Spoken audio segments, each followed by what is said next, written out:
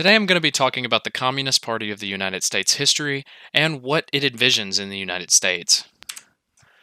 So, first, I want to talk about the origin of the organization. 1919 was the year the Communist Party of the United States formed. Next, I want to talk about the acronyms CPA and SPA. In 1919, two U.S. Communist parties emerged to band together, inspired by Russia's October Revolution, which took place in 1917, the left-wing Socialist Party of America, SPA, and Communist Party of America, CPA, banded together to originally form what we know today as the Communist Party of the United States. Next, I want to talk about pre-World War II Communist Party USA. They had a lot of name changes, and because of these beliefs in the early 1920s, the CPA was forced underground and into hiding. In order to re-establish themselves on solid ground, the party decided to change their name to the Workers' Party of America.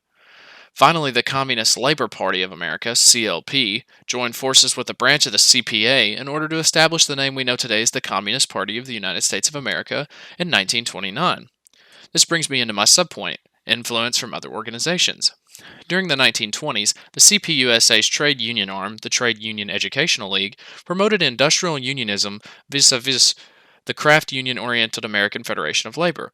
When that strategy proved unsuccessful, the CPUSA, upon orders from Moscow, transformed the Trade Union Educational League into the Trade Union Unity League in 1929, which was dedicated to organizing largely unskilled immigrant, African American, and female workers into industrial unions.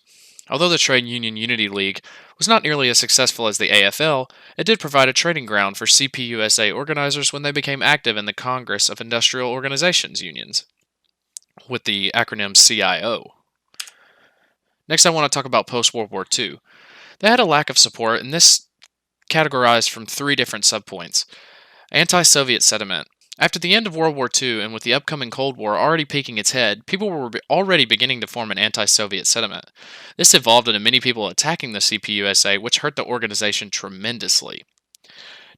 Next is McCarthyism. Deprived of significant influence in the labor movement when the CIO expelled 11 CPUSA-led unions in 1949 and 1950, the CPUSA suffered additional losses of power and many left liberal organizations when it was subjected to McCarthyism in the early 1950s.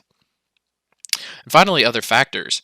In 1956, support for the Soviet invasion of Hungary and the revelation of Joseph Stalin's crimes in Nikita Khrushchev's secret speech at the 20th Soviet Party Congress led to mass defections from the CPUSA.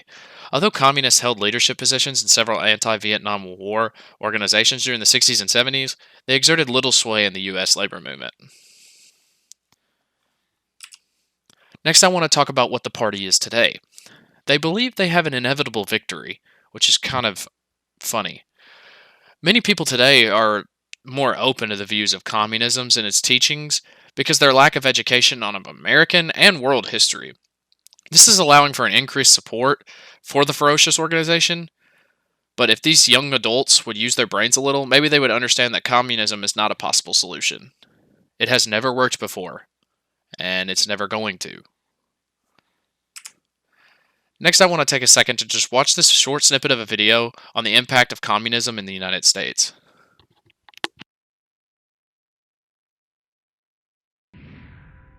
With its hostility to the unequal distribution of wealth under capitalism and its advocacy of a classless society, nothing has generated more fear and animosity in America than communism. Yet between 1930 and 1960, an estimated 1 million men and women marched under its banners, believing that the only way to fulfill the American dream was by following the road to communism. We cannot patch up this old system that after hundreds of years cannot feed its people, cannot find jobs for its people, practices racism as a part of government policy. We need a new system. We have to change the whole system. In 1983, a small group of communists and former communists told us of their experiences, their successes and failures, and why they dedicated their lives to the Communist Party USA. We have to remember that American communists were Americans. They had a loyalty to changing America. They were, I think, very sincerely helping to make the United States to a more democratic, more egalitarian society, less racist, fairer to workers, to women also. But at the same time, they believed in one of the most tyrannical, most murderous regimes in human history. I want to conclude by telling you what the party envisions. The Communist Party USA has championed the struggles for democracy, labor rights, women's equality, racial justice, and peace for 97 years. The Communist Party has an unparalleled history in the progressive movement of the United States, from the struggle against Jim Crow segregation, the organizing of the industrial unions, from the canneries of California, and to the sweatshops of New York City. Finally, I just want to say I hope my presentation was informative, and I appreciate your time for listening. Thank you.